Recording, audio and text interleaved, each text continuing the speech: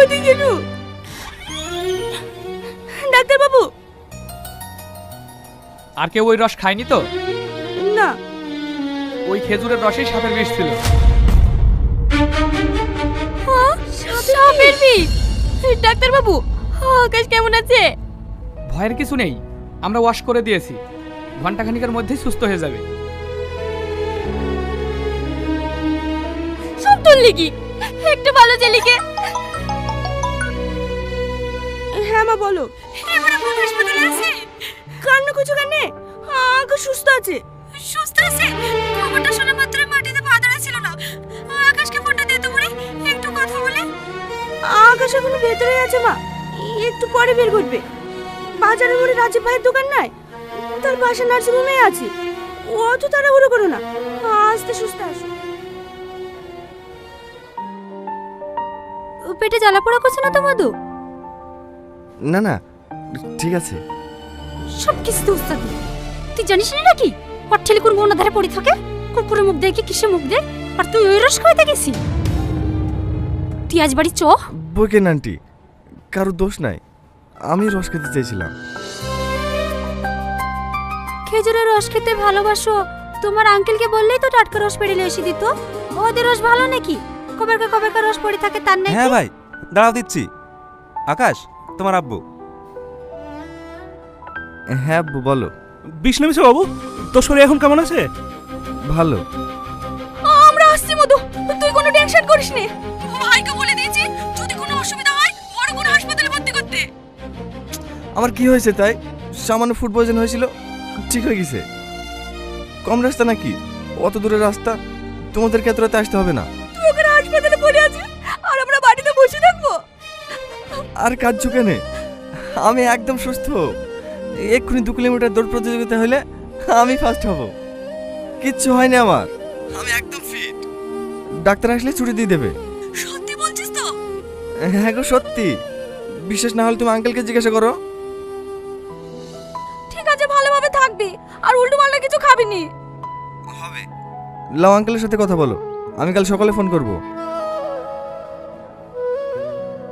হ্যাঁ হ্যাঁ, সুস্থ। সমস্যা হলে আমি বলবো না।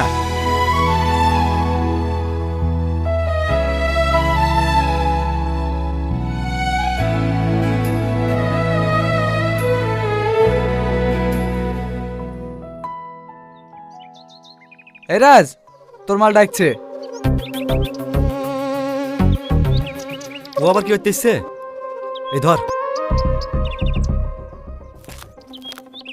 ঝামেলা চুকিয়ে দিয়ে আসবো।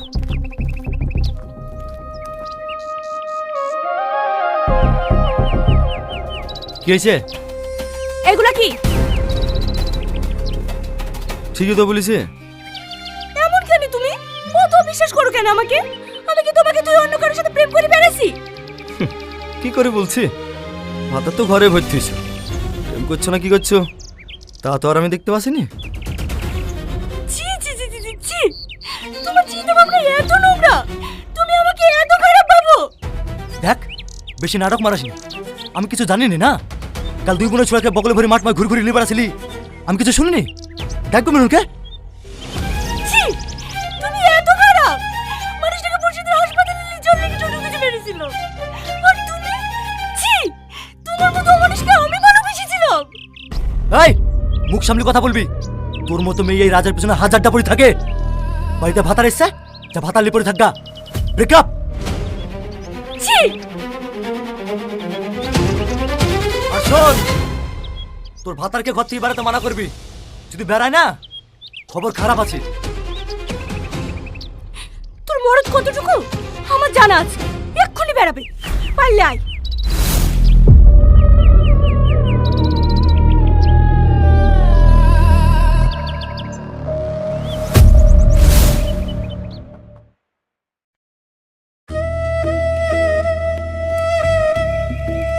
বুবু, শুধু যাও দিতে তো কেমন লাগছে? একটা ডিম ভাজি করে দেব? না না, ডাক্তারে বলে দিয়েছে 24 ঘন্টার মধ্যে কোনো তেল মশলা খাবার খাওয়া যাবে না। এই বেলাটা কষ্ট করে খা, রাত্রে ভালো খাবার করে দেব।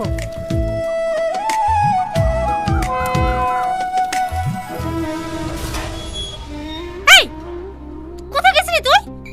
এতখানি ঢেড়ু হয়ে গেছে।